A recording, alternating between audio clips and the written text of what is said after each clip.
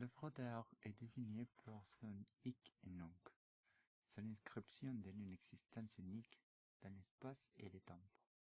Cette existence unique d'un original sauve les travaux de l'histoire, qui modifie ses structures matérielles et la situe dans une liste de possesseurs successifs. L'unicité de l'œuvre inscrite dans la tradition. L'œuvre d'art se caractérise par son authenticité, son autorité, ce qui se résume dans la notion d'aura. L'aura ou l'unicité d'une œuvre est liée à sa fonction rituelle. L'œuvre fut de tout temps reproductible. La nouveauté étant de l'antique reproduction des mains des hommes, s'adapter à la reproduction technique. Cette nouvelle donnée modifie considérablement ce qu'est une œuvre d'art, en lui donnant son authenticité, son autorité. La reproduction technique d'apprécier le hic et nunc de l'œuvre.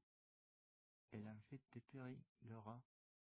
Elle rassemble son unicité espacio-temporelle pour une actualisation sérieuse. Il existe une histoire de l'art.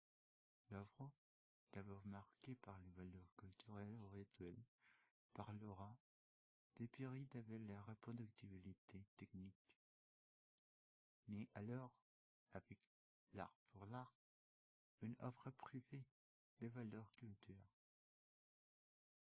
Auparavant désignée par son unicité, l'œuvre d'art devient conçue pour être reproduite. La valeur rituelle se place à une pratique politique.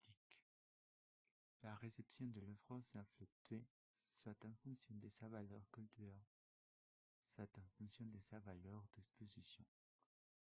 La première est la plus originelle, puis la seconde devient de plus en plus prégnante. L'œuvre devient faite pour être reproduite. Ceci assigné de nouvelles fonctions à l'œuvre. La fonction artistique devient peut-être accessoire, triomphante, alors la photographie, puis le cinéma. L'art quitte les domaines jetés exclusifs de la belle apparence, ce qui transforme le caractère général de l'art.